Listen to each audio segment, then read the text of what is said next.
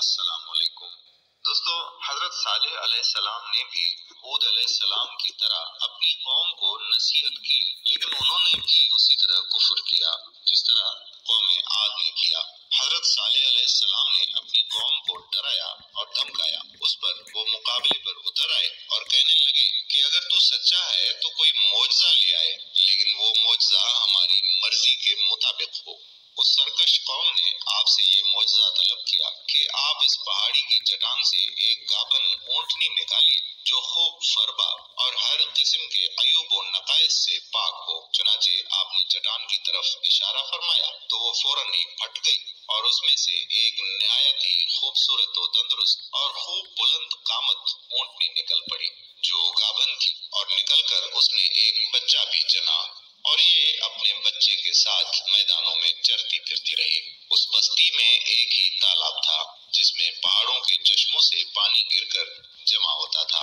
آپ نے فرمایا کہ اے لوگو، دیکھو یہ معجزے کی اونٹنی ہے، ایک روز تمہارے تالاب کا سارا پانی یہ پی ڈالے گی اور ایک روز تم لوگ پینا۔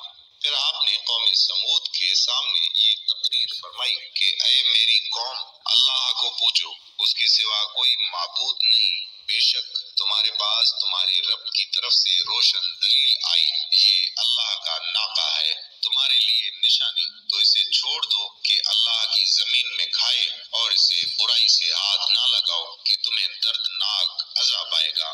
چند دن تو قوم سمود نے اس تکلیف کو برداشت کیا کہ ایک دن ان کو پانی نہیں ملتا تھا، کیونکہ اس دن تالاب کا سارا پانی اونٹنی پی جاتی تھی، اس لیے ان لوگوں نے طے کر لیا کہ اس اونٹنی کو قتل کر ڈالیں۔ چنانچہ اس قوم میں قدار بن صالف جو سرخ رنگ کا، بھوری آنکھوں والا اور پستہ قد آدمی تھا اور ایک زناکار عورت کا لڑکا تھا، ساری قوم کے حکم سے اس اونٹنی کو قتل کرنے کے لیے تیار ہو گیا۔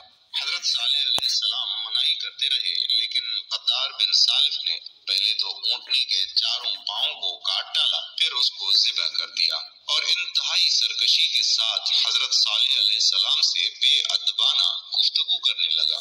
چنانچہ خداوند قدوس کا ارشاد ہے کہ بس ناقہ کی پونچھیں کاٹ دی اور اپنے رب کے حکم سے سرکشی کی اور بولے اے صالح، ہم پر لے آؤ جس کا تم وعدہ دے رہے ہو اگر تم رسول ہو۔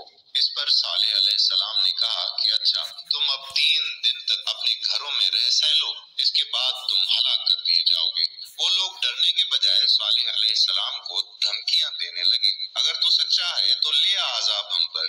اس کے بعد وہ مشورہ کرنے لگے کہ آج رات صالح علیہ السلام کو بھی مار ڈالو۔ انہوں نے آپس میں قسمیں کھا کر یہ عہد کیا کہ آج ہی صالح علیہ السلام اور اس کے گھر والوں پر چھاپا ماریں گے اور اس کے وارثوں سے کہہ دیں گے کہ ہم اس کی ہلاکت کے وقت موجود نہیں تھے اور ہم بالکل سچے ہیں۔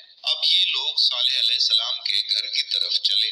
ان کا گھر پہاڑ کی چوٹی پر تھا۔ جب وہ لوگ پہاڑ پر چڑھ رہے تھے تب زمین نے ہچکولے کھانے شروع کر دیے۔ ایک چٹان اوپر سے آئی اور ان تمام کو پیس کر رکھ دیا۔ ان 9 لوگوں کی ہلاکت کے ساتھ ہی اللہ کے عذاب کی شروعات ہو چکی تھی۔ چنانچہ صالح علیہ السلام نے اپنے ساتھیوں سمیت اس بستی کو چھوڑ دیا۔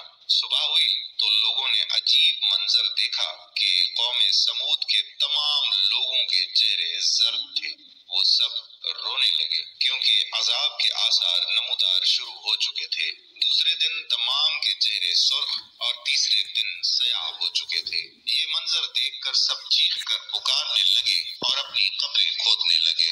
اب انہیں یقین تھا کہ عذاب کا وعدہ برحق تھا۔ اللہ تعالیٰ نے باقی قوموں کی طرح انہیں ایک قسم کا عذاب نہیں دیا تھا، جیسے قوم نوح کو طوفان کے ذریعے ہلاک کیا گیا، قوم عاد کو ہوا کے ذریعے، لیکن قوم سمود کو اللہ نے طرح طرح کے عذاب سے دوچار کیا، اس لیے کہ انہوں نے اپنی مطلوبہ شرط پوری ہونے کے باوجود ایمان قبول نہیں کیا تھا۔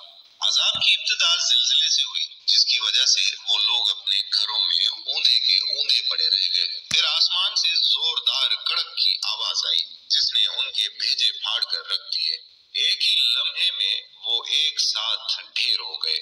ان کی حالت اللہ تعالیٰ یوں فرماتے ہیں، اور قوم سمود کے حال میں نشانی ہے۔ جب ان سے کہا گیا کہ ایک وقت تک فائدہ اٹھا لو تو انہوں نے اپنے پروردگار सरकार के हुक्म से सरकशी की। सो उनको कड़क ने आ पकड़ा और वो देख रहे थे। फिर वो ना तो उठने की ताकत रखते थे और ना मुकाबला ही कर सकते थे।